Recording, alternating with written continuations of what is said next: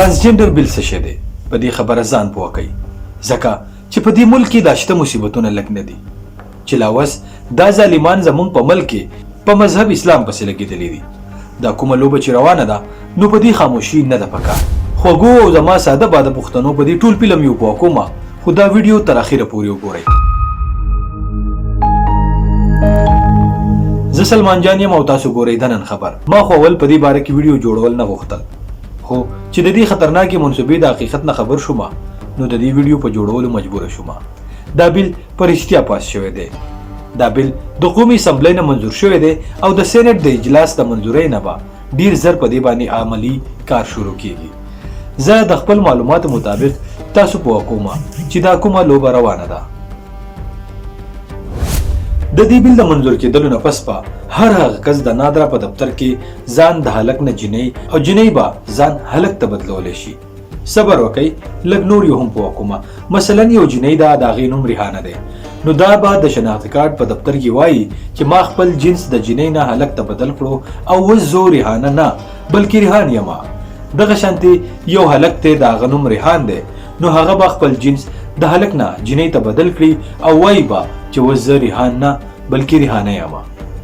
د پاکستان نادره او شناختی کارت او د ده په مکمل کاغذاتو کې به د پاکستان ادارې د د جنس په بدلولو باندې پابند وي او د قانون مطابق به ورته د پلار په جایداد کې د لور نه بلکې د زوی برابر حصہ هم میلاویږي.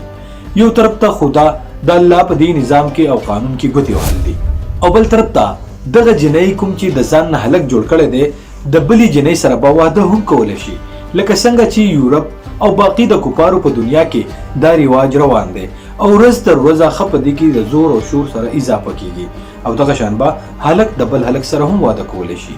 دا یو داسې کار دی چې د اسلام خلاف کار دی خو د دې قانون وروسته به دې ته قانوني تحفظ میلاو شي او ښه په ډاډه زړه به د جنس د تبدیلیانو دا تباهي زمونږ په دې پاکستان چې کوم د کلمې لا اله الا الله محمد رسول الله په نوم آزاد شوی په دې کې به بحال شي.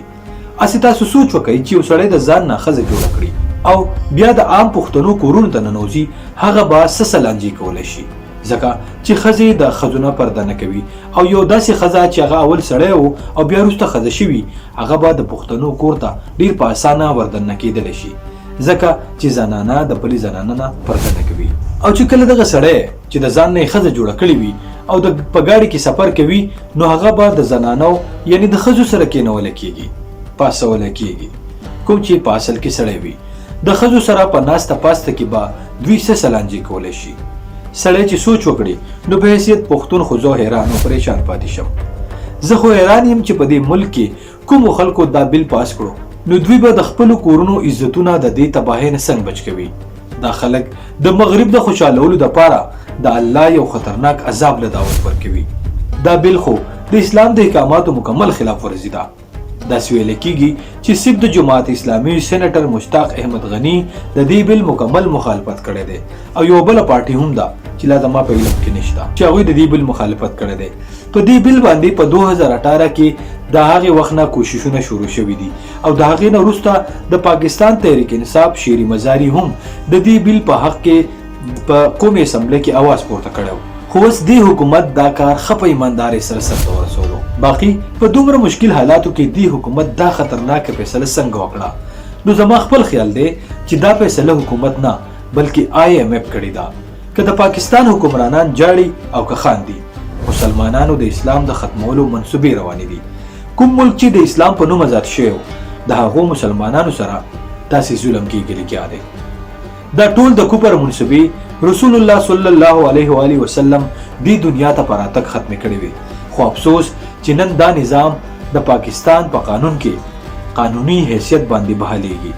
زما خوږو وروڼو زما کتونکو ټول د دې بیل په مکمله توګه مخالفت وکړئ او دا ویډیو شیر کړئ او اخر کې درته یاد کړم لیونی نشئ ځانونه بدل را بدل نه کوئ. زه سلمان ستاسو نه اجازت غواړم. د الله په امان.